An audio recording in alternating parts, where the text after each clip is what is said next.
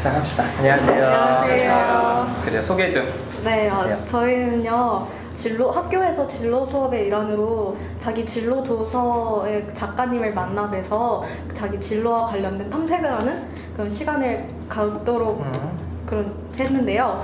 근데 거기서 지금 저희가 지금 친구들을 모은 게 저예요. 지금 처음에 이런 수업이 있다라는 얘기를 들었을 때 제가 평소에 작가님 책을 몇 권을, 2권 정도를 읽었었거든요. 특히 이 책을 읽고 또 작가님께서 하시는 뭐 칼럼, 블로그에 칼럼을 올리신다거나 아니면 웹툰 강수를 하시잖아요. 그런 거에서 찾아보게 되면서 아, 이런 활동이 생기게 된다면 꼭 작가님을 인터뷰해야지라는 마음이 예전부터 있었는데 마침 학교에서 그런 수업을 진행하게 되면서 작가님을 인터뷰할 사람을 학생들이 있는 단체 톡방에 이 작가님을 인터뷰하려고 하는데 혹시 심리학에 관심이 있고 또 강윤식 작가님에 대해 관심이 있는 친구들을 모아가지고 인터뷰를 진행하고자 했습니다. 그래서 친구들이 여기 뜻이 맞는 친구들이 다들 모여가지고 오늘 이 시간에 상담센터에 찾아오게 되었습니다. 그래요. 다 2학년? 네, 고등학교 2학년. 그래요. 반갑습니다. 네, 그러면은 바로 질문 드릴까요? 그럽시다. 아, 맞아. 먼저 애들 친구들이 일단 이 준비된 질문은 있긴 한데 여기서 더 궁금하면은 저희가 여쭤볼 수도 있고 아니면 작가님께서 저희에게 뭐 궁금하신 게 있으시면은 여쭤보셔도 괜찮을 것 그래요. 같습니다. 그렇게 합시다. 네, 먼저 그러면은 처음은 가볍게 작가님에 대한 질문 먼저 드리도록 하겠습니다. 먼저 작가님이 처음 심리학을 접하시게 된 계기가 궁금한데요. 처음 심리학을 접하게 된 건, 그러니까 저는 처음부터 뭐 심리학이라는 딱 학문 이렇게 이제 생각을 했던 게 아니라 내가 하고 싶은 일을 생각을 먼저 했어요. 그래서 그러니까 지금도 제가 갖고 있는 미래 이제 계획 중에 하나인데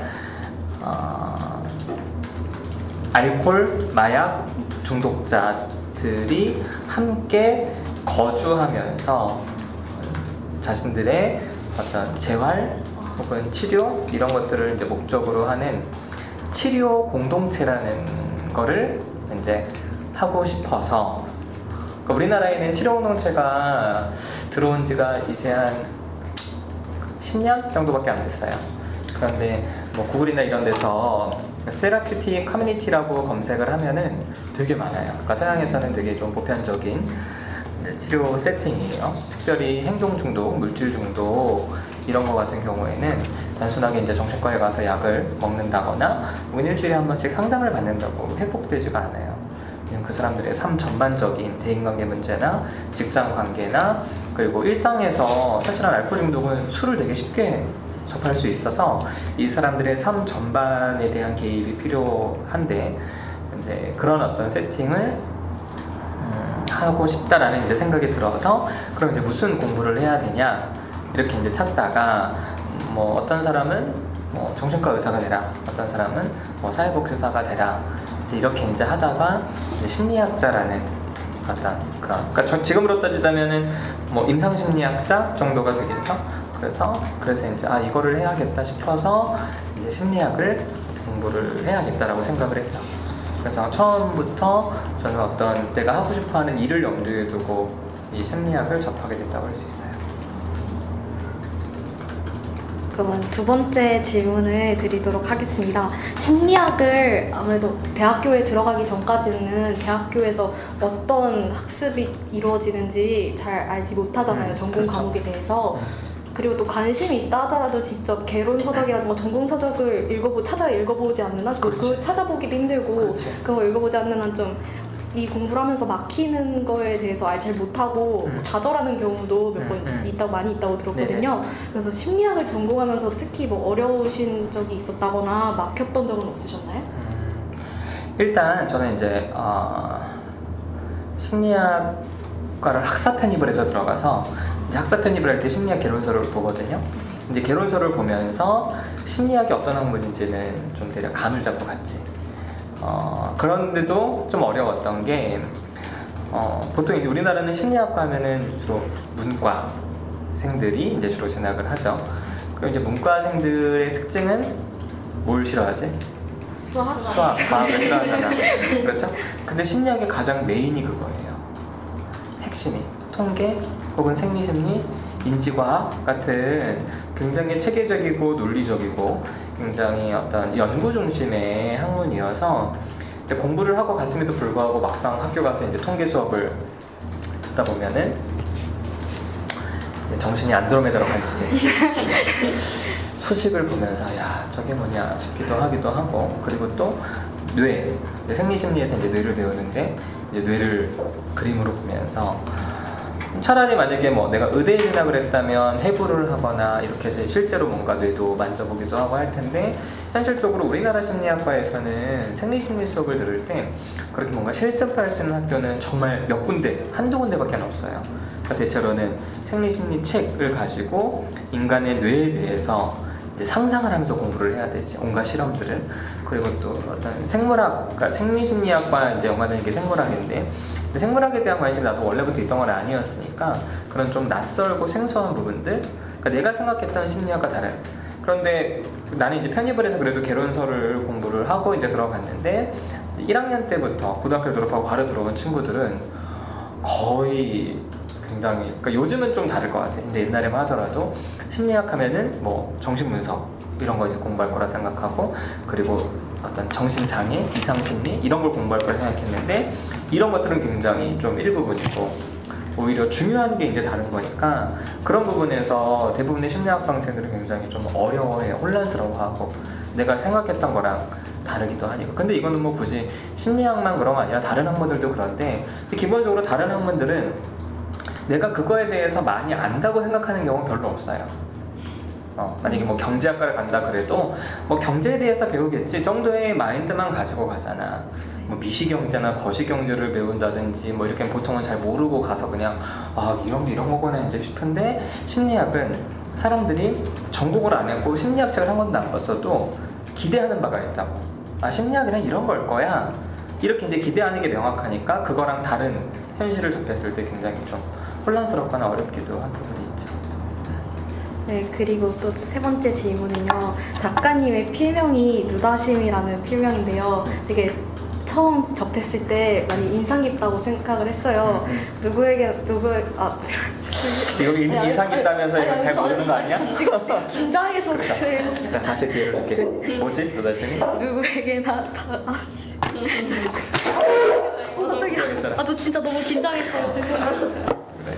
누구나 다가갈 수 있는 심리. 그렇지. 죄송합니다. 아니야. 근데 저 정말 인상 깊어가지고 제가 처음에 작가님을 인터뷰할 때도 생각하고 싶었던 게 이 질문을 꼭 여쭤보고 싶어서였어요. 아니 그래도 어떤 사람들은 뭐 누구나 다 아는 심리학 이렇게 막 생각해. 진짜 죄송해요. 아니 괜찮아. 이거 깊게 된 계기? 네, 계기가 궁금합니다. 이걸 처음 쓰게 된 게 내가 이제 편입을 해서 이제 학사 편입을, 그러니까 대학을 졸업하고 또 다시 들어가서 이제 3, 4학년 2년만 다니거든요.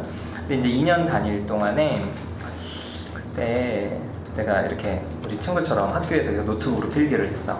대학 강의에 이렇게 다 받아. 그런데 이제 내가 그때 옆에 되게 친했던 형 중에 한 명이 뇌성마비 형이었어요. 그런데 이제 뇌성마비 때문에 뭐 전혀 온몸을 움직일 수가 없는, 그러니까 이제 듣기만 하잖아. 근데 형이 시험 기간 됐을 때 야 현수가 너 그 노트 자료 나 지금 줄 수 있겠냐 그러는 거예요. 뭐 어차피 노트 자료는 내가 교수님들 말을 받아 적은 거지 이 노트 자료가 내 건 아니잖아. 교수님들이 한 얘기를 받으러 받아 적은 거니까. 그래서 형 가지세요. 그랬더니 또 그 나이 많은 사람들이 잘 모르는데 와서 좀 줄 수 있냐는 거야. 가지라고. 다 줬지. 다 주니까 사람들이 계속 달라고 그러는 거야. 그래서 어느 날 귀찮더라고. 그래서 지금은 없어졌는데 프리첼이라고 옛날에 싸이월드 알지? 네. 잘 모르나? 알아요. 싸이월드 전에 굉장히 유명했던 그 이제 포털 사이트가 있어요. 지금 완전히 없어졌어. 근데 이제 그게 커뮤니티가 가장 많았거든. 지금 뭐 네이버 카페나 다음 카페보다 훨씬 더 숫자가 많고 싸이월드도 훨씬 컸는데 이제 거기다가 커뮤니티를 만들어 거기에 이제 올렸던 거지, 노트 자료를. 그리고 어느 순간 우리 학교에서 심리학과 수업을 듣는 1전공, 2전공, 복수 전공 그리고 타 전공인데 심리학과 수업을 듣는 사람들이 다 내 노트 자료를 다 보고 있는 거야. 그러니까 이제 그래서 이제 그 전까지는 또 이제 편입했으니까 약간 전학생 느낌이거든. 편입생들은 1전공 애들 사이에서는 그 족보가 내려오고 있었어요. 족보, 시험 족보가.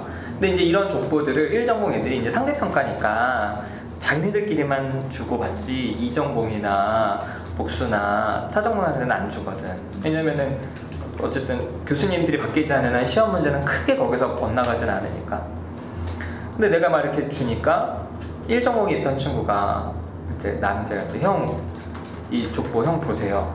형이 그렇게 노트 자료를 나누는 걸 보고 자기도 좀 이렇게 이걸 나눠야겠다 싶어서 주는 거야.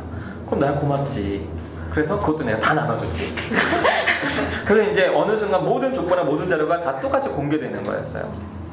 그러니까 나는 어떤 생각이 들었냐면 그런 어떤 경험을 하고 또 내가 바깥에 심리학 공부를 하다가 이제 바깥에 친구들이나 일반인들을 보니까 내가 심리학을 공부할수록 심리학은 굉장히 체계적인 학문이고 또 심리학을 대학원까지 나와서 현장에서 일하는 심리학 전문가들은 굉장히 실력 있는 전문가들인데 우리나라 사람들은 심리학에 대해서도 잘 모르고 심리학자라는 직업이 있는지도 잘 모르고 그 사람들의 어떤 때로는 필요하면 도움을 받아야 되는데 그것도 이제 안 받으려고 할 때 내가 그걸 보면서 왜 우리나라 사람들은 심리학에 대해서 여전히 잘 모르고 심리학자라는 직업을 잘 모를까 하다가 결국 내가 내린 결론은 딱 하나였어. 아, 심리학자들이 적극적으로 이 학문과 심리학자의 전문성에 대해서 알리지 않으니까 사람들이 참 다가오기가 어렵구나.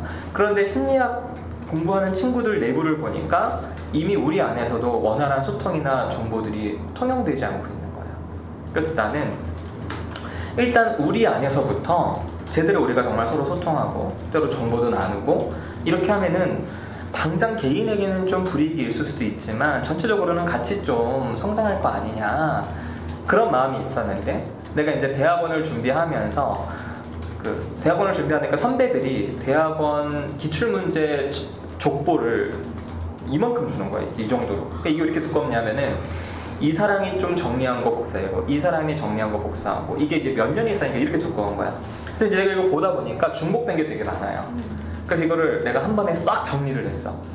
그래서 그게 지금도 내 이제 블로그에 올라가 있는데 그래서 한 200페이지 정도 되는 책이 하나가 나온 거야. 그래서 몇 년도에 나온 문제 그리고 거기에 대한 선배들이 정리한 거 내가 다시 정리해서 다 하고 그래서 이제 아래 한 걸로 한 200페이지가 넘는 거를 만들었죠. 근데 그리고 이제 그걸 정리하면서 내가 이제 이거를 어쨌든 내가 정리했으니까 왠지 이 앞에다가 머릿말처럼 이렇게 쓰고 싶었어. 그러니까 뭐 저는 뭐 편입을 해서 이렇게 하면서 많은 사람들의 도움을 받았고 그래서 내가 갖고 있는 것들도 좀 나누고 싶다. 이렇게 하면서 몇 년, 몇 월, 며칠 해다가 뭐 내 이름을 뭐 강현실 이렇게 쓰려니까 좀 뻘쭘한 거야. 뭐 내가 어쨌든 나라는 사람이 대단하거나 그런 건 아니니까.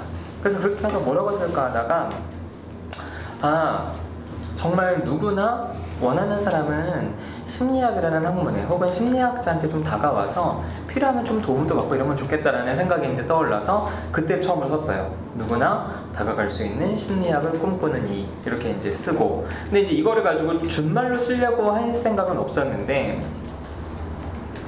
혹시 저기 아나? 심영섭 선생님이라고 심리학자인데 영화평론가가 있어. 심리학자인데 영화평론가. 여러분 치면 되게 많이 나와요. 심영섭. 나는 그분이 난 심영섭 하면 진짜 이름 같잖아. 난 이름이라 생각했는데 알고 봤더니 심리학과 영화를 섭렵한 사람.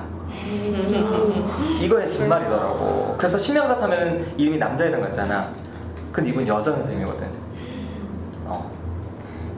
그래서 근데 그분 보면서 야 이분은 자신의 정체성을 이렇게 필명으로 딱 이렇게 하는구나 싶어서 그럼 나도 이거를 좀 필명 삼아서 해야겠다 싶어서 그때 이제 누구나 다가갈 수 있는 심리학을 꿈꾸느니 해서 이제 이걸 만든 거죠.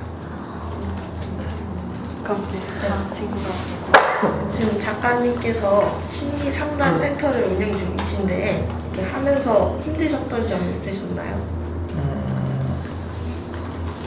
예를 들자면 사람들이 심리학을 모른다거나 아니면 상담센터의 그 존재를 좀 알리기 위해 뭐 노력을 하셨다거나 그런 거. 그쵸. 뭐 보통 사람들이 이제 심리 상담도 잘 모르고 심리학도 모르니까 그런 것도 뭐 전반적으로 늘 좀 그런 건데 특히 특히 이제 뭐 힘들었던 거 이렇게 딱 물어본다면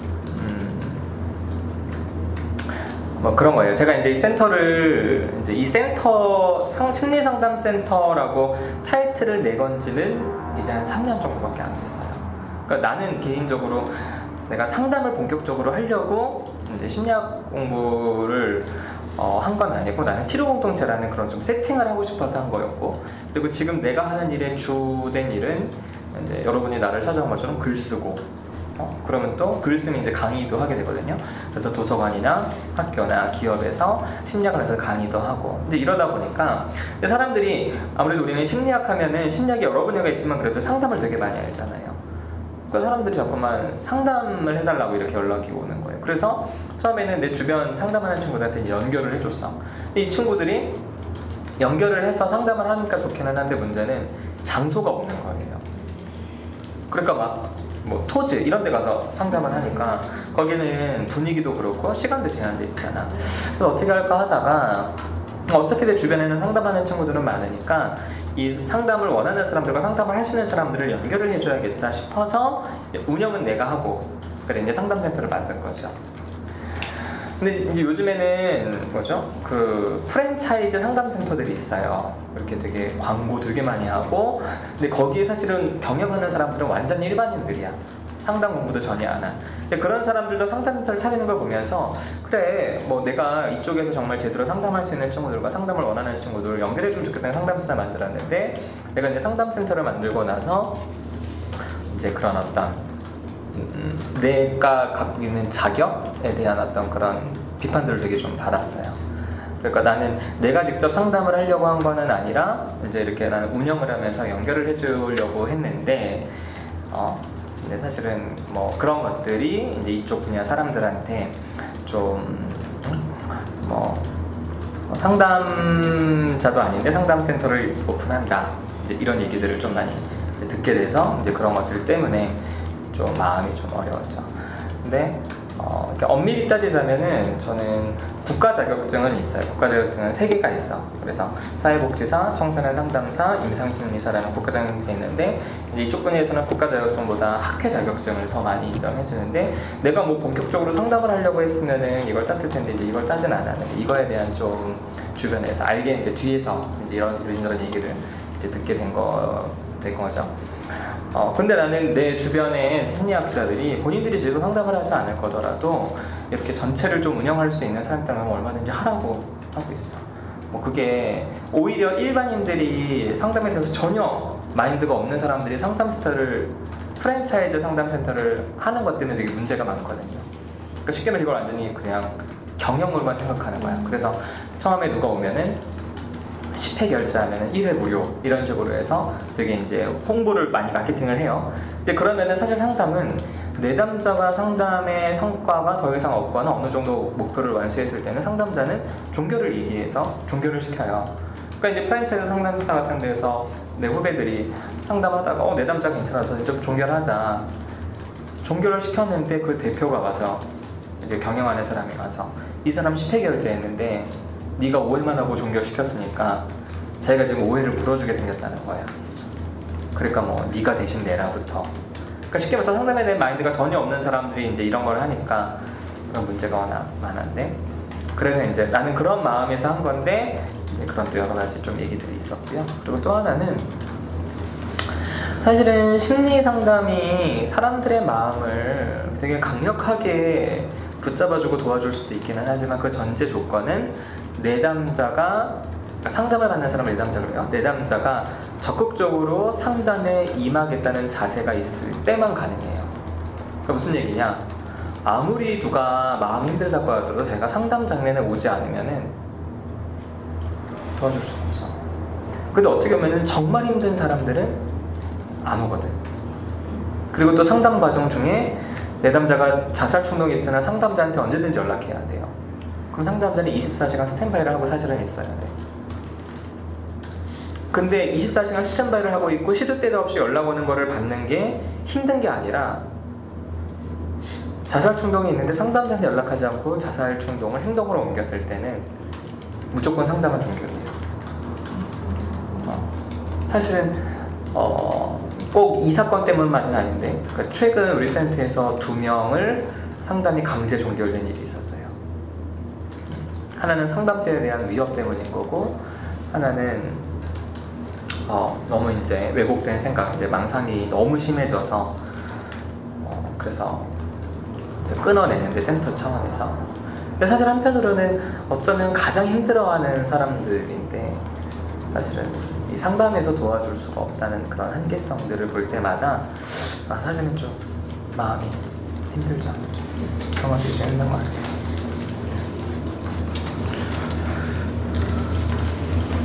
이렇게 심리 상담 센터를 운영하시면서 앞으로 이 센터의 목표는 어떻게 생각하세요? 일단 저희는 이제 뭐 상담센터는 저랑 같이 일하는 상담 선생님들이 이제 주로 운영을 하기도 하고, 저는 이제 심리학과 관련된 다양한 프로그램 강의들을 이렇게 하고 있는데, 크게 이제 2가지 정도예요. 하나는 상담센터로 보자면 저희 센터의 가장 큰 특징은 다른 센터랑 차별되는 거는 집단 상담이 되게 많아요. 집단 상담이라고 하면은 사람들이 다른 사람 앞에서 내 얘기를 해야 되냐라고 생각하는데, 시간이 제한되어 있는 집단 상담이 아니라 참가자만 있으면 계속될 수 있는 집단 상담을 저희는 하고 있어요. 그래서 어떤 사람은 일반인인데, 뭐 어떤 사람은 교사도 있고, 어떤 사람은 직장인도 있고, 그냥 일반인들인데 집단 상담을 2년, 3년씩 하는 사람들이 꽤 있어요. 그럼 이제 이게 왜 가능하냐면, 10명이 둘러앉아 있는데 한 명이 나갔어. 그럼 대기자가 들어와요. 그럼 오래 앉아 있으면 사람들이 계속 바뀌어. 그럼 이 사람들과 둘러앉아서 얘기하다 보면 갈등도 되게 많이 일어나요. 오히려 일부러 갈등을 시켜.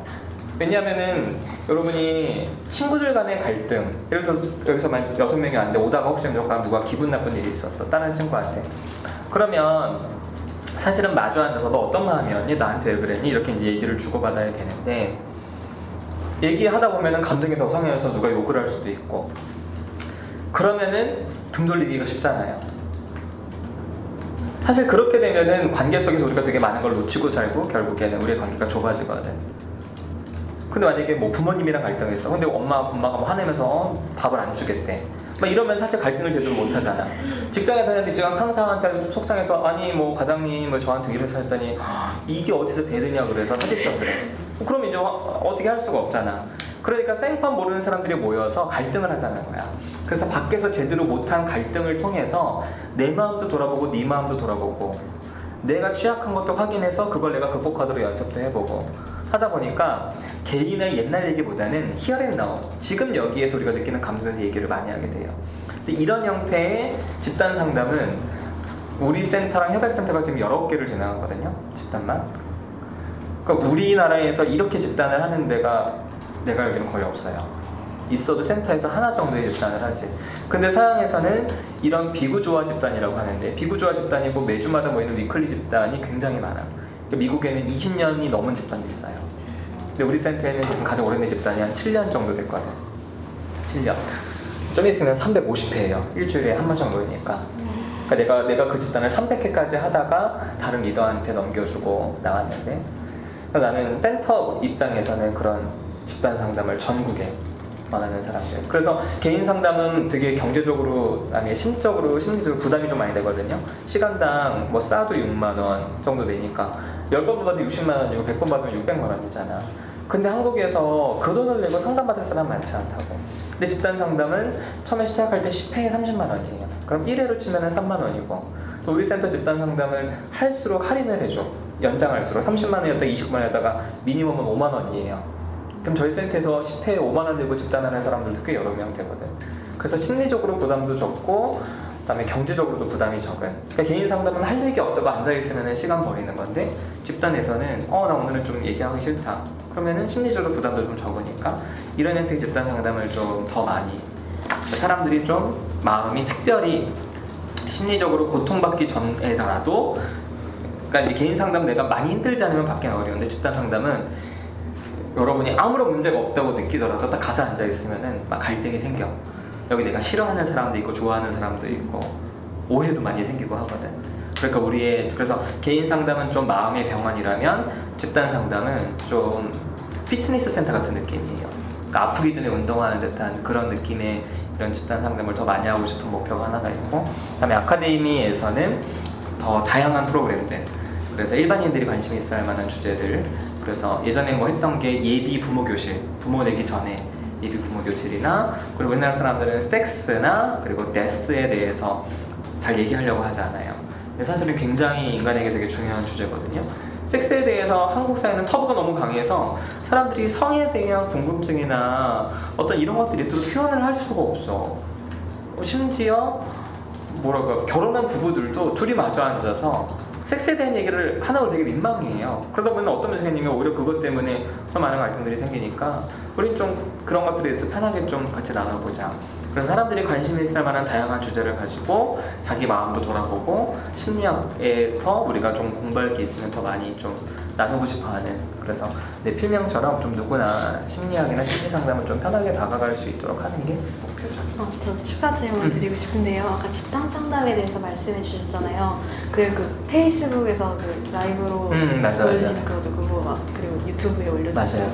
그럼 그게 그러면은 집단 상담을 모일 때마다 뭐 특정한 뭐 얘기 주제 같은 거를 두고 하나요? 아니면 그냥 앉아서 편하게 말 나오다 보면은 그런 식으로 진행해요?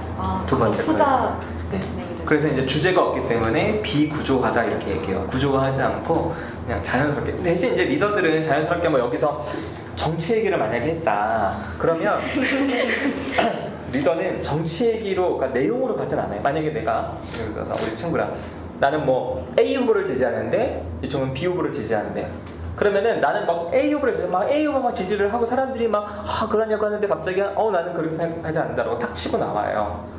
그러면 내용만 보면은 그냥 이 친구는 나랑 다르구나라는 느낌만 들지만 사실은 이 친구가 왜 하필 그때 내 의견에 반박을 했는지 그걸 통해서 심리적인 거를 보는 거야. 그래서 자연스럽게 대인관계 갈등, 대인관계 주제로 끌고 가죠, 리더들이. 그러니까 어떤 얘기든지 할 수 있지만 결국에는 내가 저 사람에 대해서 시기를 느끼고 질투를 느끼고, 난 저 사람이 부럽고, 난 저 사람에게 호감이 있고, 난 저 사람이 불편하고, 결국에는 관계 얘기를 하게 돼서 비구조한데 결국에는 관계에 대한 이야기로 자연스럽게 넘어가서 집단 상담이 되는 거예요. 네, 이제 책이랑 관련돼서 질문을 좀 드리고 싶은데요. 저희가 읽은 책이 누다심의 심리학 블로그를 다 읽었어요. 네. 6명이.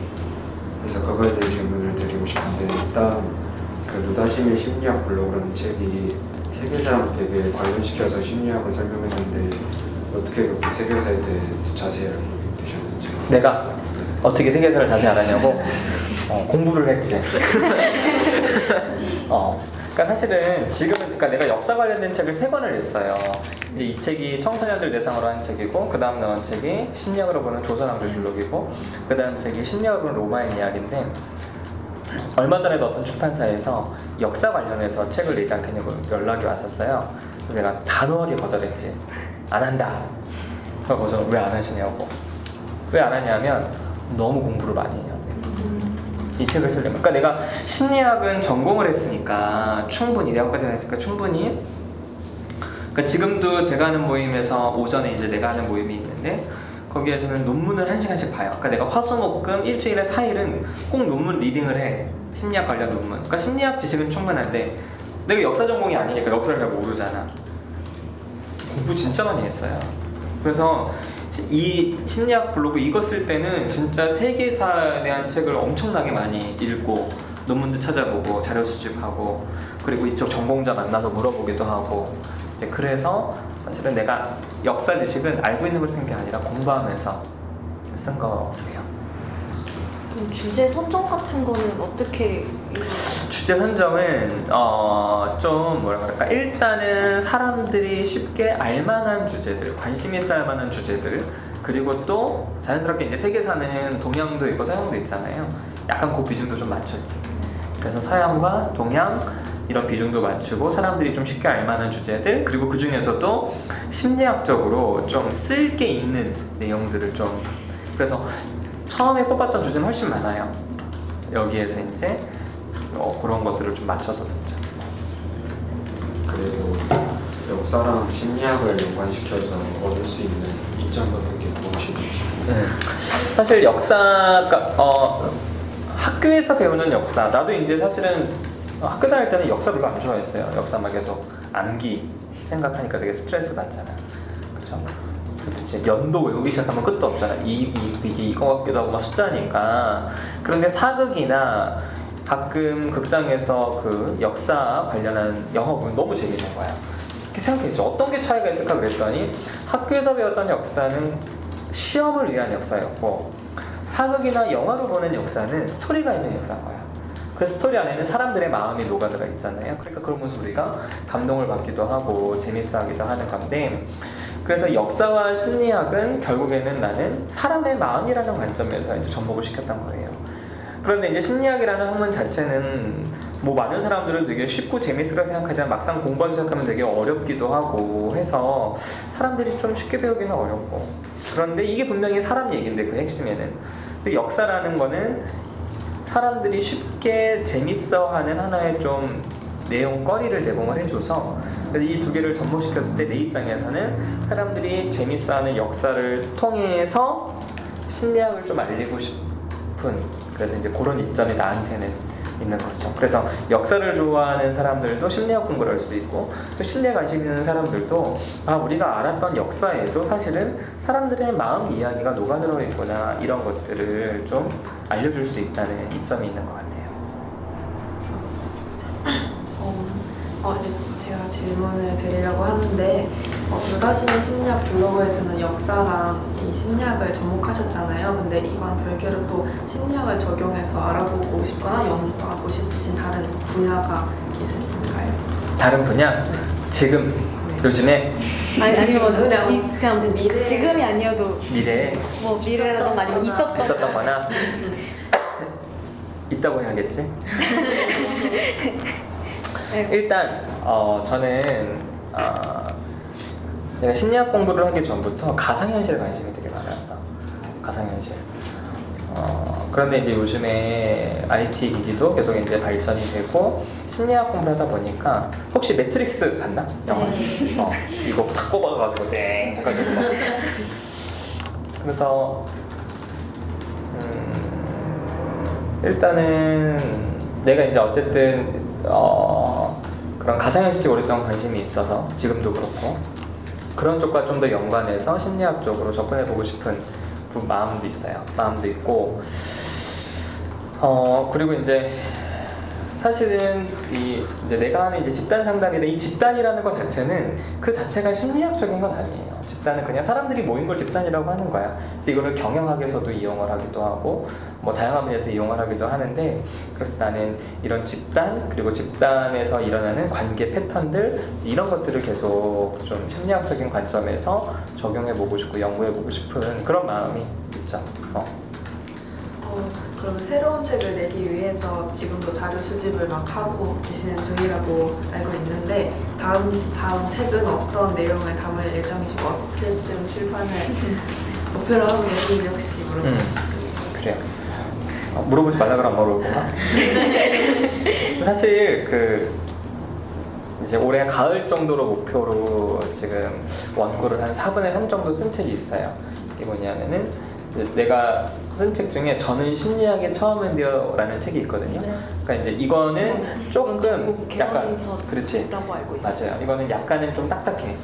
근데 이것보다 조금 더 요거보다 한 단계 좀 더 쉬운 책이 저는 심리학이 처음인데라는 책인데 사실 이 책이 처음 나왔을 때 어떤 출판사에서 저한테 심리 상담이 처음인데요를 내보자 이렇게 제안을 했었어요. 근데 그거를 내가 다른 사람들한테 좀 넘겼어. 다른 후배한테 네가 한번 해봐라. 근데 이제 아무튼 근데 결국에는 그 친구도 그 책을 못 내게 됐고 근데 이제 얼마 전에 어떤 출판사에서 다시 이 주제로 한번 내보자. 그러니까 나도 이제 심리학에 대해서 사람들한테 이제 알리는 일을 계속 하고 있고 앞으로 계속 할 건데 요즘 심리 상담을 받으려는 사람들이 예전보다 점점 많기도 한데 이게 돈이 되는 것 같으니까 사기꾼들도 진짜 많아요. 그러니까 정말 홈페이지 가보면 나는 그게 보이죠. 이 사람이 자격증도 없다는 것도 알고 이 사람이 어떤 제대로 훈련받지 않았는 것도 알고 이 사람이 공부하지 않았다는 거 아는데 일반인들은 그걸 모르는 거야. 그냥 홈페이지에 딱 가서 방송 출연 나왔대. 이제 그러면 사람들은 되게 권위자라고 생각하잖아요. 근데 여러분 실제로 방송 출연은 돈 내면 나가. 종편에는 한 2천만 원 되면 찍어줘요, 인터뷰로. 그러니까 이제 그런 것들을 이용해서 어떤 대중들의 신뢰를 얻어서 결국에는 말도 안 되는 이야기를 통해서 마음 아픈 사람들을 더 상처 주게 하는 경우들도 되게 많아요. 그래서 어떻게 하면 사람들이 좀 속지 않고 혹은 심리 상담에 대한 오해도 좀 없이, 그래서 그런 어떤 심리 상담을 좀 소개하는 책을 써야겠다라고 이제 생각을 하고 있었는데 최근에 마침 연락이 와서 이제 그 책을 지금 집필하고 있고요. 혹시 서늘한 여름밤이라고 알아요? 서늘한 여름밤, 줄여서 서밤이라고 하는 내 대학원 후배기도 한데, 아무튼 이 친구도 그냥 나처럼 이제 심리학이나 심리 상담을 알리는, 지금 이제 웹툰을 그려서 또 그림으로 되게 많은 사람들한테 정보도 전달하는 그 친구인데, 그 친구랑 저랑 같이 써요. 그래서 저는 글을 쓰고 그 친구는 중간에 이제 웹툰으로 사파를 넣어서 쓰는 그 책이, 그 책을 한 가을 정도, 예정대로 하면 가을 정도 출간하려고 하고 있어요.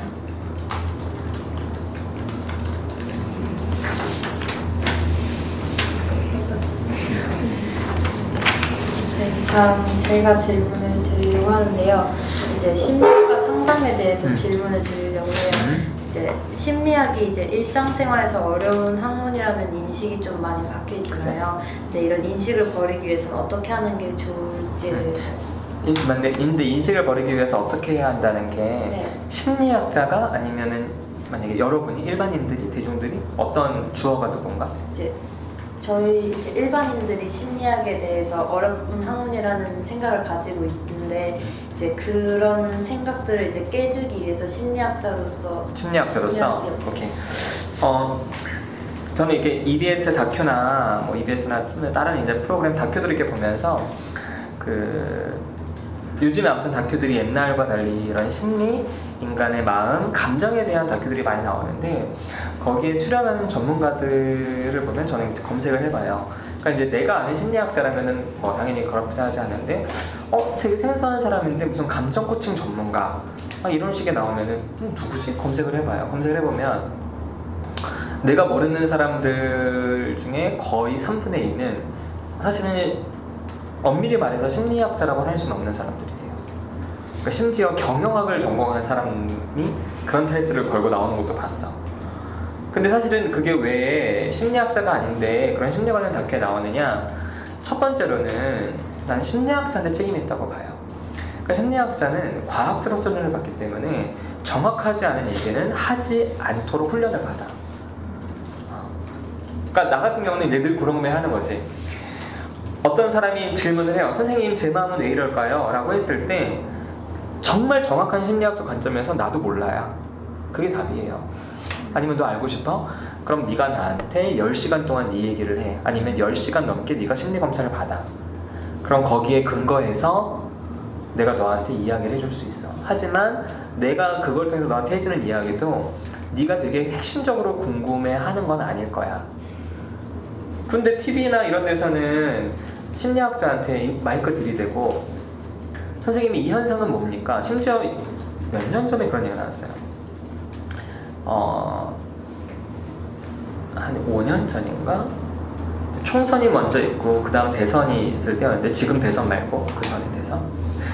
총선 결과를 가지고 사람들의 심리를 분석해서 대선을 예측해달래. 그런 건 심리학자한테 물어볼 게 아니지. 근데 어떤 기자가 나한테 연락이 온 거예요. 총선에서 나온 국민들의 어떤 정치에 대한 심리를 분석해서 누가 대통령이 될지 이렇게 달라는 거야. 근데 솔직히 그랬어. 제가 썰을 풀면은 썰을 풀 수도 있다. 그런데 난 못하겠다. 그건 썰이니까. 그래서 나는 계속 고민해요. 내가 이걸 심리학자로서 할 수 있는 얘기인가? 이게 정확한가? 근데 사실은 대중들과 교감할 때 대중들은 복잡한 걸 원하지 않아. 단순 명쾌한 걸 원하는. 근데 심리학의 모든 학문엔 그런 게 없어. 그러니까 여러분이 만약에 병원에 갔더니 어디가 아픈데 의사가 너 이렇게 하면 100% 낫는다고 얘기하는 의사는 돌팔이야. 대부분의 의사들은요, 당신이 갖고 있는 병이 이건데 이런 수술법으로 하면은 당신이 회복될 가능성이 대략 몇 %, 이런 퍼센트 얘기를 하는 게 그게 정확한 건데, 사실 사람들이 원하는 건 그거 아니에요. 그러니까 심리학자들이 방송국 인터뷰를 싫어해요. 그럼 심리학자들이 안 한다 그러면은 작가들이나 PD들이 누구한테 가게? 그런 얘기 해줄 수 있는 준 전문가한테 가는 거야. 근데 그 사람들은 또 되게 재밌게 이야기를 하거든. 그러니까 사람들은 심리학이 그거라고 생각해요. 그래서 그냥 그런 생각을 하지. 사람들에게 정말 심리학이 어떤 학문이고 심리학자가 어떤 사람인지 알리려면 우리 학문이 지향하는 과학으로서의 어떤 정확성 물론 중요하지만 그것과 함께 대중들과 교감할 수 있는 그 고민을 계속 해야 된다. 그래서 어느 정도 우리가 좀 정확성을 좀 내려놓고서라도 대중들의 요청에 우리가 반응하지 않는다면 사이비 심리학자들이 대중들의 마음을 현혹해서 이 사람들을 속이고 자신들이 이익 쪽으로 끌고 갈 거다라고 생각하기 때문에 저는 그런 부분에서 심리학자들이 언론 인터뷰나 대중들과의 소통하는 거를 저는 게을리해서 안 된다고 생각해요. 그런데 그래서 나도 이제 열심히 활동을 하지만 이제 심리학자들 입장에서는 그런 나 같은 사람들이 결코 좋게 보이지 않지. 쉽게 말해서 뭐 근거도 없이 그래서 가끔 이제 그 TV에서 연락이 와요. 뭐 출연할 수 있겠냐 이렇게 연락이 오면은 나도 이제 그런 고민이 있어. 내가 나가서 방송 출연하면 내가 뭐 유명해지니까 나한테는 득이 되긴 할 텐데 내가 심리학자로서 이거를 지금 이런 얘기를 해도 되나? 이게 내가 내 말에 책임질 수 있나? 이런 생각들 때문에 난 적극적으로 나가진 않아요. 근데 만약에 어떤 경우에서 이거는 정말 아무도 안 해준다 그러면 이제 내가 그때는 이제 하지만 이제 아무튼 그렇게 해서 이제 뭐 방송 출연에 나가고 하면은 당연히 이제 우리 쪽 전문가들 사이에서는 이제 욕을 먹죠. 그러니까 이제 여러분은 나를 좋아해서 찾아왔겠지만 어느 순간 이렇게 여러분이 혹시 심리학과에 들어오고 나서 이쪽 사람들을 알게 되면 좀 배반감을 느낄 수도 있어. 이 시간 나는 누사임 선생님이 진짜 대단한 심리학자인 줄 알았는데 막상 여기 와서 보니까 누사임 선생님은 사이비로 뭐 이렇게 된다 이렇게 생각할 수도 있어요. 그래서 이제 그렇게 여러분이 얘기를 듣는다면 그 이유들은 내가 좀 아까 얘기했던 사실은 그런 맥락에서 그래서 나는 개인적으로 학교 교수인데 언론에 나와서 인터뷰를 하는 사람들 되게 존경해요. 몇 분이 계시지. 서울대 박금주 교수님, 최인철 교수님, 고대 허태균 교수님부터 시작해서 아주대 김경일 교수님 이분들은 진짜 대단한 분들이야. 왜냐면 교수기 때문에 그거 안 나가도 충분히 자기가 활동하고 살 수 있거든. 근데 이분들도 이렇게 심리학자들이 대중들과 소통하지 않으면 심리학의 미래가 없다고 생각해서 욕 엄청 먹는데 나가는 거예요. 그래서 사실은 그런 부분에서 심리학자들이 난 더 애써야 된다고 생각해요. 좀 심리학자들이 지금 그 심리학을 심리학자만의 전유물이라고 생각하는 경향이 있는 건가요? 아니 그거는 전유물의 문제가 아니라 정확성의 문제예요. 정확성이. 그러니까 과학자들은 항상 정확한 거를 요구하게 돼요. 근데 만약에 사실은 의사들도 그렇거든. 의학도 그 자체로는 과학을 지향하지만 의학은 어쨌든 사람들을 치료하기 위해서 나온 분야라서 정확성보다는 결과로 사람들의 생명을 살리면 그 사람은 인정을 받아. 근데 심리학 자체는 사람들을 대상으로 서비스하기에 나온 학문이 아니야. 인간의 지식이 뭐지? 인간은 어떻게 생각하고 판단하지? 이 자체가 궁금한 사람들이 심리학을 시작한 거라서 사실은 나 같은 사람처럼 심리학을 대중들에게 적용하는 사람들은 예전부터 욕을 먹었어요. 이게 이제 심리학 역사에 보면 나와. 그래서 이론 기초 파트 하는 사람들과 응용 파트 하는 사람들이 갈등이 계속 있었어. 기초 파트 하는 사람들은 응용 파트 하는 사람한테 너네는 왜 학문을 팔아먹냐? 너네들은 왜 대중을 속이냐? 이렇게 얘기를 하고 그럼 응용 파트 하는 사람들은 야 그럼 이것도 어쨌든 우리만의 학문이 아니라 어쨌든 우리가 모두 함께 좋은 어떤 걸 얻기 위해서 그러는 거 아니냐? 그리고 모든 학문은 대중성이 없으면 결국에는 망하게 된다. 그러니까 이거는 어디든지 마찬가지예요. 순수 미술하는 사람들은 디자인하는 사람을 되게 깔보고 음악하는 사람들도 그래. 진짜 음악 제대로 하는 사람들과 대중성 있는 음악가들은 사실은 좀 그래서 이거는 좀 전유물의 문제보다는 심리학에서는 정확성 심리학자가 저렇게 정확하지 않은 얘기를 해도 되는 거냐에 있어서 사실은 그런 비판들이 있죠. 네, 다음 질문은 이제 누다심 센터를 통해서 초보자들에게도 심리학을 접하게 해주시는데 이제 사람들에게 심리학과 상담에 대해서 어떠한 인상을 남기고 싶으실까요? 내 이제 필명에서부터 내가 이제 필명에서부터 그런 것처럼 좀 나는 정말 누구나 사람들이 필요할 때 마음의 전문가를 찾아갈 수 있도록 심리학이라는 학문이 되게 체계적인 학문이고 또 심리학자는 정말 우리가 어떤 난관에 봉착했을 때 그 난관을 헤쳐갈 수 있도록 옆에서 도울 수 있는 사람이라는 그래서 좀 편하게 만날 수 있는 그런 좀 인상을 남기고 싶어요. 우리나라 사람들은 이제 심리학을 되게 가볍게 여기지 않는 게 크다고 생각하는데 이제 외국 같은 경우는 이제 심리학이 조금만 힘들어도 심리 상담을 하기 위해서 상담가들을 만나고 이들하고 친하게 지낸다는데 왜 우리나라 사람들은 주로 정신질환자들만 상담소나 병원에 찾아가는지 작가님께서 생각하시는 이유가 그래요. 일단 심리 상담이란 것 자체가 서양에서 나온 거예요. 네. 서양의 문화를 개인주의라고 얘기를 하죠. 걔네는 나와 너의 경계가 분명해. 그래서 혼자서 눈치 보거나 그러기보다는 나 오늘 네 말이 좀 섭섭해 라고 딱 얘기할 수 있고 그 사람 진짜 나 그런 의도가 아니었는데 그래 내가 오해한 거였나? 야 다행이다 이런 정도의 어떤 나와 너가 분명한 어떤 독립된 개체로서 관계를 맺어요. 그러니까 내가 힘들어 너 전문가야? 내가 너한테 가서 내 얘기를 할게 네가 네 의견을 들려줘 아니면 네가 듣고 나한테 위로와 지지를 해줘 이렇게 이제 할 수 있죠. 근데 우리나라 문화는 집단주의 문화예요. 특별히 한국은 집단주의에 있어서 가족주의. 그래서 서양에서는 모두가 수평적인 관계라면 우리나라에서는 되게 수직적인 관계예요. 그렇죠? 그렇게 수직적인 관계, 집단주의적인 어떤 문화에서는 우리는 어렸을 때부터 속 얘기를 하지 않도록 교육을 받아요. 그래서 이런 속담 우리 어렸을 때 들었잖아. 빈수레가 요란하다. 침묵은 금이다. 가만히 있으면 중간은 간다. 모난돌이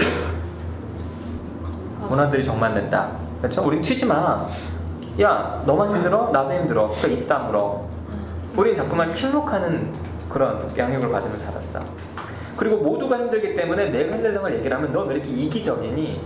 그래서 우리나라에서는 개인적이란 말이 이기적이란 말과 동일한 넌 개인주의자야? 이 말은 넌 너만 생각해? 이렇게 이제 그 말이 되게 갖게 되는 거죠. 그래서 아무튼 우리는 어렸을 때부터 우리 개인의 힘든 얘기를 안 하도록 훈련을 받았고 또 가족주의 문화라서 힘든 얘기를 하다 보면 자연스럽게 부모님 얘기를 할 수밖에 없거든.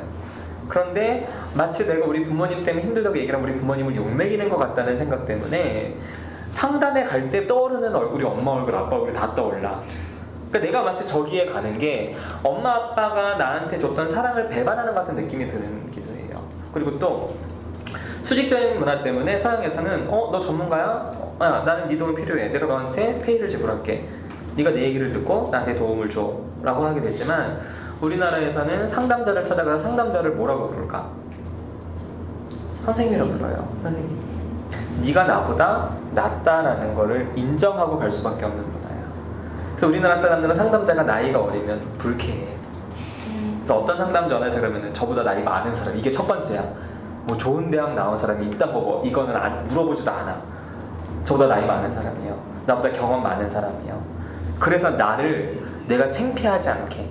그러니까 우리는 나보다 나이 어린 사람들에 대해서 내가 항상 잘나야 된다 생각하기 때문에 그런 어떤 집단주의 문화, 가족주의 문화 때문에 우리는 기본적으로 우리 얘기를 하지 않고 그리고 저 사람이 나보다 낫다는 거를 마치 인정을 해야 상담을 할 수 있다고 생각하기 때문에 왠지 상담받는 것 자체가 내가 실패자라는 어떤 그런 느낌 때문에 상담을 잘 안 가는 거죠. 그래서 나도 이런 문화가 좀 많이 바뀌었으면 좋겠어. 근데 이거는 문화의 문제라기보다는 나는 일단은 이걸 문화의 문제로 접근하면 시간이 오래 걸려요. 여러분도 나보다 많이 어리긴 하지만 만약에 2학년들인데 1학년이 선배한테 그래서 야 그러면은 난리가 날걸? 친구들끼리 야 1학년짜리 걔가 있잖아 막 난리가 날걸? 그치? 근데 이거를 문화의 문제로 풀면은 이거는 한 20년, 30년, 50년, 100년이 가야도 안 풀려. 그래서 이거는 무슨 문제는 아닌 거는 정보의 문제라고 봐요. 심리 상담은 그런 게 아니다. 심리 상담은 내가 실패자라는 걸 인정하는 게 아니라 전문가를 찾아가는 거다. 그리고 심리학자들은 인생의 조언을 해주는 사람이 아니라 전문가적인 관점에서 때로는 조언을, 때로는 충고를, 때로는 직접적인 관계를 맺는 거다라는 거를 계속 좀 알리고 싶은 것도 있어요. 내담자들이 더 편하게 자신의 이야기를 할 수 있도록 이끌어주는 팁에 대해서 말씀해 주실 수 있나요? 사실 이건 뭐 팁은 아니고, 팁이라기보다는 첫 번째로는, 그러니까 상담은 그런 게 있어요. 상담은 어떤 하나의 스킬이나 테크닉은 아니에요. 상담은 진짜 관계야. 진짜 관계. 그래서 여러분이 만약에 여러분이 인간관계가, 나는 좀 인간관계가 어려워, 이런 사람들이 상담을 잘하지 못해. 그러니까 인간관계가 어려운 사람도 좋은 의사, 좋은 변호사가 될 수 있겠죠. 그렇죠? 인간관계가 잘 안 돼도 좋은 세무사는 될 수 있어, 회계사도 될 수 있고. 그런데 인간관계가 안 되는 사람이 좋은 상담사는 될 수가 없어요. 왜냐면 상담은 약속했지만, 제한되어 있긴 하지만 그 자체로는 진짜 관계이기 때문에 그래. 그래서 여러분이 생각해봐요. 여러분 친구를 만나는데 그 친구 여러분한테 이야기를 좀 편하게 하게 할 수 있는 거는 여러분이 그 친구를 편하게 생각하면 돼요. 그래서 그 친구 힘들어하면 그래 너 힘들면 좀 이따 얘기해, 나 좀 기다릴게. 그럼 여러분이 편하면 그 사람들 자연스럽게 얘는 좀 편하게 대해도 되나? 이렇게 좀 할 수도 있고. 그래서 내담자들이 더 자신의 이야기를 편하게 할 수 있도록 하는 거는 일단 상담자가 사람을 편하게 여겨야 된다. 그래서 상담에서 가장 중요한 거는 상담자의 심리적인 건강이에요. 개인적인 성장. 그래서 내가 그런 얘기를 하지. 좋은 의사는 좋은 남편이나 좋은 아내는 아니어도 돼요. 그렇죠? 좋은 의사, 훌륭한 의사는 좋은 아버지나 좋은 어머니는 아니어도 돼. 그렇죠? 근데 좋은 상담자, 훌륭한 상담자는 좋은 남편, 좋은 아내, 좋은 부모, 좋은 자녀, 좋은 형, 좋은 동생, 좋은 누나, 이렇게 돼야 돼요. 그래서 상담은 진짜 내담자와 관계를 맺는 일이라서 상담자들이 날마다 성장하도록 생각하고 준비하는 게 제일 중요하죠. 마지막으로 심리학자를 꿈꾸는 그 고위 학생들에게 해주시고 싶은 말이 있으신가요?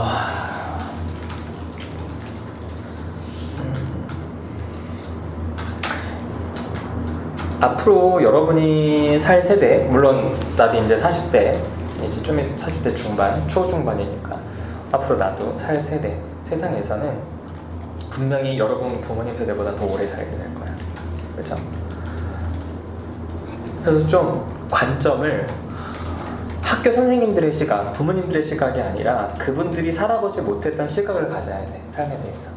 이렇게 생각해 봅시다. 여러분이 이제 고2인데 고3 올라가고 여러분이 뭐 좋은 성적을 받아서 원하는 학교 심리학과에 딱 갔어. 그럼 20살부터 심리학 공부를 하겠죠. 그럼 여러분이 건강하게 산다면 100살까지 살겠지. 80년 동안 심리학 하나만 가지고 살까? 그건 행복할까? 그래서 사람의 기대 수명이 길어지면서 직업이 하나의 시대는 이제는 없어요. 그치?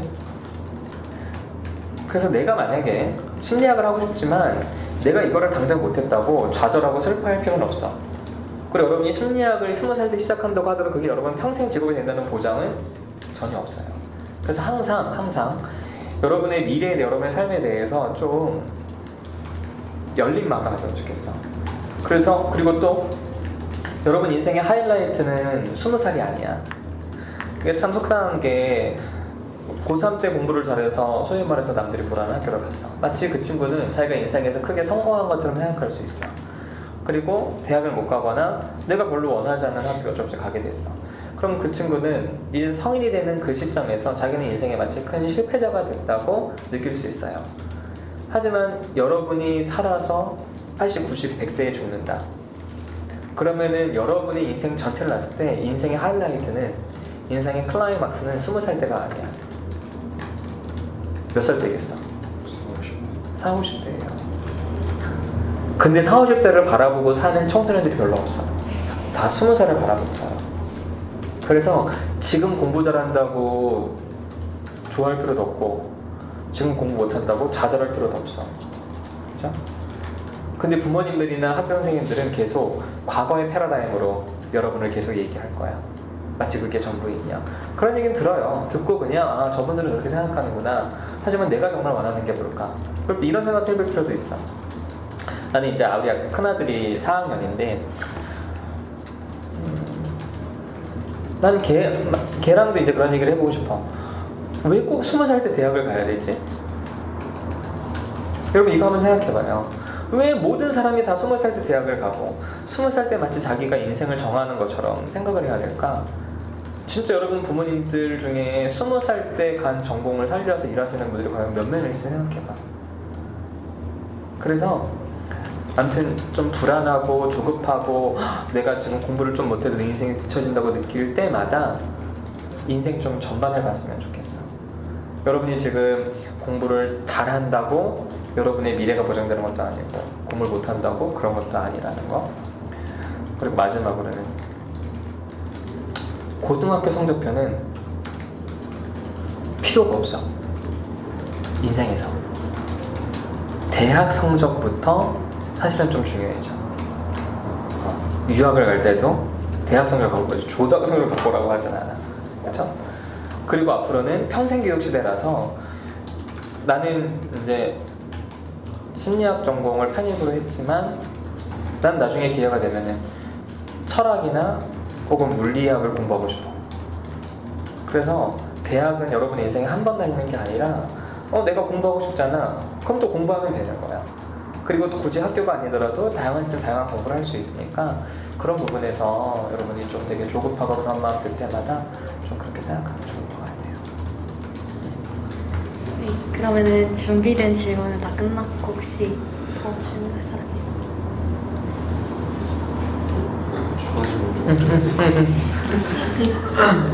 아 죄송해요. 목이 좀 안 좋아서. 제가 우리나라 심리학 전체 심리학 학문 자체에 약간 불만이 좀 있는 사람인데 유럽 같은 데서 이게 우리나라 심리학 경우가 되게 애매하다고 생각하는데 아예 대중성으로 가거나 아니면 학문성으로 가거나 하나로 획일하게 가야 될 것 같은데 우리나라는 지금 학문적으로 뭔가 되게 연구를 하지 않는다고 들었고 또 대중적으로 선생님이 말씀하신 대로 대중적으로 접근하면 여러 심리학회 여러 사람들이 계속 싫어한다라고 말씀하신 것 듣고 우리나라 심리학의 미래라든지 방향성이든지 되게 애매하다고 생각하는데 그러면 그 우리나라 심리학의 미래는 어떻게 흘러가야 될지 어떻게 흘러갈 건지가 궁금해요. 일단은 요즘은 뭐 굳이 이제 심리학에 국한하지 않고서 전체 학문을 봤을 때 전 세계 학문은 좀 이렇게 그러니까 지금까지는 학문이 옛날에 이제 철학이라는 단일 학문에서 점차 세분화가 되어서 나왔잖아. 이제는 학문들이 다시 하나로 귀결이 되는 뭐 우리나라 말로는 통섭이라고 하는데 그러니까 여러 학문들이 이렇게 분파가 되어서 하는 게 아니라 그게 이제 하나로 지향해서 학제간 연구도 되게 활발하게 이루어지고 하는데 아마 심리학도 그런 면에서 다른 학문들과 같이 마찬가지로 잠깐만 다른 학문들과 접목하고 협력하는 일들이 분명히 더 많아질 거예요. 그런 부분에서 사실은 심리학 자체의 미래를 생각하는 거는 사실 별 의미는 없을 것 같고 근데 이제 현재로서는 심리학이 우리나라는 서양보다 훨씬 더 숫자가 적어요. 우리나라에서는 심리학과도 별로 없기도 하고 그래서 아마 그렇게 다양한 학문들이 자꾸만 하나가 되다 보면은 아마 심리학이라고 딱히 단정 지을 만한 것들은 아마 없어지지 않을까? 그러면 어쩌면 뭐 심리학 자체만으로 보자면 굉장히 슬픈 일이 벌어질 수 있겠지. 심리학 자체 색깔이 없어지긴 하지만 전체로 보자면 오히려 그게 좀 올바르게 나아가는 길이 아닐까 싶은 마음도 좀 들고 그래요. 그리고 또 본인 같은 사람들이 들어와서 어떤 이런 기존의 심리학자들이 그런 어떤 학계의 인맥이나 학계 풍토에 젖어서 하지 못하는 부분들을 할 수 있는 젊은 심리학자들이 점점 더 많이 나온다면 분명히 달라지겠지. 달라질 거라고 생각해. 파이팅! 또 궁금한 점? 궁금한 점이 있긴 한데 되게 좀 별개의 괜찮아. 그 심리적으로, 심리적 정신적으로나 이게 좀 또 문제를 가지고 있는 사람들이 정신병원에 가긴 하잖아요. 정신병원의 시스템이 이런 심리적인 문제 가지고 있는 사람한테 도움이 과연 되는 건지가. 일단 분명히 한계는 있어요. 분명히 한계는 있어서 사실은 내가 하고 싶어하는 치료 공동체도 그런 한계를 좀 뛰어넘는 새로운 세팅이기는 한데 분명히 한계는 있지만 도움이 안 된다고는 할 수 없어. 필요한 사람들이 있어요. 그러니까 예를 들어서 자살만 해도 그래. 나는 옛날에 사람들이 자살하려고 시도할 때 자꾸만 경찰이나 119 구조대가 살려주잖아. 나 옛날에 이해가 안 됐거든. 왜 살려주지? 죽고 싶다고 하는데. 아니 살려주면 안 죽나? 이제 그랬는데, 근데 실제로 자살 충동 때문에 힘들어하는 사람들을 많이 만나면 느끼는 게 뭐냐면, 이 사람들이 24시간 365일 죽고 싶어하는 사람들도 있지만 극히 적고 대부분은 순간적인 충동 때문에 그런 거야. 순간적인 충동 때문에 자살 시도를 했지만 자살 시도를 하면서부터 후회하기 시작을 해요. 그래서 살려주면 되게 고마워하지.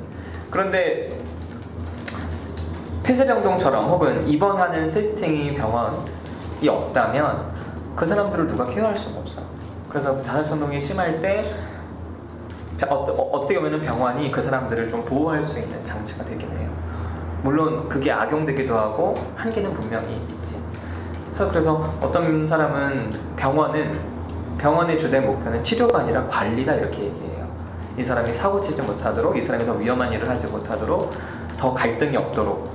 근데 물론 그게 사람들을 현상 유지를 시켜줄 수 있긴 하지만 회복시키지는 못하는 분명히 부분이 있어서 그런 면에서 계속 좀 새로운 시스템이나 이런 것들이 필요하기는 하지. 저 질문 드리고 싶은데요. 정신병원 얘기가 나와서 그런데 정신병원에서의 상담이랑 이런 심리 상담센터에서의 상담이 좀 다른 점이 있을까요? 폐쇄병, 그러니까 입원하는 사람들 아니면은 그냥 정신과 부설로 되어 있는 상담센터? 어떤 걸 말하는 거야? 정신과의 상담이라는 게? 아니, 의사가 하는 상담? 네. 기본적으로 의사들은 약물 치료를 위해서 상담을 하지. 그리고 상담 자체에서 크게 효과를 기대하지는 않아요. 그럴 수밖에 없는 게 기본적으로 평균을 내보면은, 물론 이런 상담센터에서도 정신과 약을 복용하면서 상담받으러 오는 사람들이 있어서 완전히 환자분이 다르다고 할 수는 없어. 하지만 평균적으로는 정신과 치료를 받는 사람들의 증상이 훨씬 더 심각해요. 그러니까 이 사람들은 약에 의존하지 않고는 살 수 없는 사람들이고, 근데 이제 일반 상담센터에서도 요즘에는 뭐 정신과를 가는 게 크게 어려운 일도 아니고 정신과를 먹는 게 크게 잘못된 일도 아니어서 많이 이제 먹기도 하고 해서 이렇게 중복이 되는 거지. 그러니까 정신과 치료를 받는 사람 중에서 상담소 오는 사람들도 있고, 상담소 오는 사람들 중에서 또 약을 먹게 되는 경우들이 중복이 되기는 하지만 평균적으로는 또 정신과 환자들의 특성이 굉장히 심각한 특성들이 많아서 그런 부분에서 의사들이 상담에 크게 의존하지 않는 것도 사실은 증상이 심각할 경우에는 약으로 하는 거지 어떻게 같이 말로써 토킹 세라피로는 할 수 없는 부분들이 있어서 그래요. 그래서 이제 그래도 좀 이렇게 상담을 통해서 도움을 얻을 수 있는 사람들을 위해서 이제 정신과에서도 부설로 상담센터를 만들고 이제 상담자들을 고용해서 거기서 하기도. 그럼 이제 병원에 고용된 임상심리학자들이 상담자랑 임상심리학자들이 그런 부분을 담당하고 이제 약 복용 같은 처방적인 임무를 이제 의사들이 담당하게 되는 거죠. 그렇죠. 하지만 의료 시스템에 들어가면은 의사 밑에서 오더를 받게 돼 있지. 그래서 사실은 치료의 어떤 주도권이나 핵심 결정은 의사들이 하게 돼요. 그 경제학 같은 경우에는 맹퀴 경제학이나 국부론 같은 유명한 책들이 있잖아요. 그럼 심리학에 관련해서는 그런 꼭 읽어봐야 될 유명한 책들은 뭐가 있어요? 가장 좋다면 나는 스키너 책을 좀 권하고 싶어. 스키너의 심리상자 열기 말고 그거 말고 스키너가 쓴 책. 스키너라는 심리학자가 쓴 책. 그리고 프로이트가 쓴 책은 좀 어렵고 그래서 유명한 심리학자들이 쓴 책들, 뭐 로저스가 쓴 책이라든지 그래서 그러니까 심리학의 아주 대가들이 쓴 책을 읽어보는 게 나는 좋다 생각해요. 근데 이제 이거는 이 사람들의 분야에서 어떤 분야에서는 굉장히 유명한 책인데 그렇다고 심리학 전반을 볼 수 있는 건 아니다. 일단 심리학 전반을 보기 위해서는 이제 개론책, 여러 분야를 볼 수 있는 개론책을 보고 그 다음에 좀 제한적으로 주면 세부적으로 들어가는 거는 필요하지. 프로이트 책은 읽지 마요. 그거는 나중에 여러분이 혹시 상담을 전공하게 되면 대학원 가서 읽으면 이해가 되는 책인데 그런 어떤 임상 경험 없이 지금 읽었을 때는 너무 이해도 안 되고 어렵기만 한 책이어서 사실 프로이트 스키너 책은 굉장히 논리적이고 굉장히 체계적이고 여러분이 충분히 고민할 만한 굉장히 중요한 이슈들을 다루고 있어서 스키너 정도 책은 재밌게 읽을 수 있을 거예요. 작가님 같은 경우는 그 세부 전공 그 대학원도 하시면서 세부 전공 같은 거 어떤 걸 하셨어요? 난 임상 상담. 아, 임상 상담. 진짜. 그럼 이제 더 질문하고 싶은 사람은 없는 건가요? 혹시 작가님께서 질문하고 싶으신 것? 질문. 다들 어쨌든 심리학자를 생각하는 거야? 확실히 아니면은 여러 가지 가능성 중에 하나? 전 제일 첫 번째로? 근데 그 거의 하나예요. 그냥. 거의 하나? 저도 처음에는 심리했는데 약간 소비 심리, 소비 쪽으로. 좀 응용 심리학 쪽으로. 응용 쪽으로. 저는 원래 꿈이 심리상담사였는데 고민을 해보니까 그게 심리상담사를 하면 갇혀있는 폐쇄된 공간에서 한정된 사람들과 교류를 하니까 그것보다는 더 많은 사람들과 접하고 싶어서 문화 콘텐츠 심리개발자가 되고 싶어요. 그래 구체적이네. 또? 저 되게 좀 여러 번 바뀌었는데 처음에 경찰을 했었는데 경찰에서 심리 쪽에서 프로파일로 생각을 했었는데 그래서 지금 경찰 쪽도 생각해보고 있고 그 심리학 쪽에서 소비자 심리 쪽도 생각을 해보고 있어요. 오케이. 저는 원래 경영 쪽을 생각을 했었는데 이제 경영을 하는 거에서도 심리가 되게 중요하다는 거를 생각하게 된 계기가 있었어요. 그래서 이제 그 생각을 하면서 심리학에 대한 책도 찾아보고 하면서 이제 심리학에 대해서 관심을 가지게 되고 그래서 이제 이것도 내가 나중에 대학교를 갔던 대학원을 갔을 때 이 전공에 대해서 좀 더 깊게 알아보고 싶다는 생각을 가지게 돼서 오케이. 저는 평소에 그냥 다른 사람 이야기를 들어주는 게 그냥 재미있어서 그런 거 관련해서 공부를 하다 보니까 그 심리학으로 연관이 된 거죠. 뭐 심리학과를 가든 다른 전공을 하던 요즘에는 학교에서도 복수 전공을 많이 권하니까 일단은 꼭 심리학과를 안 가더라도 심리학 복수를 하면서 일단 대학 4년 동안은 본인들이 구체적으로 어떤 분야다 정하지 말고 심리학 안에서 되게 다양한 분야들이 있거든. 그리고 사실은 진짜 학문적으로도 의미도 있고 대중성도 있고 경제적으로도 되게 안정감 있게 갈 수 있는 전공이 또 여러 개가 있어. 본인들이 얘기한 전공은 아니야. 근데 이거는 심리학 학생들도 잘 몰라. 그래서 다양한 분야들이 있으니까 일단 심리학 공부를 하게 되면 그렇게 좀 열린 마음으로 다양하게 이것저것 접해보고 아까도 얘기했듯이 본인들이 20살 때 생각한 인생이 본인들의 인생은 아닐 수도 있으니까 좀 마음의 여유 가지고 그렇게 공부하면 좋을 것 같아요. 네, 그럼 이제 더 질문 없는 거 조금 맞죠? 그래, 마칠까? 수고했어요. 네, 감사합니다.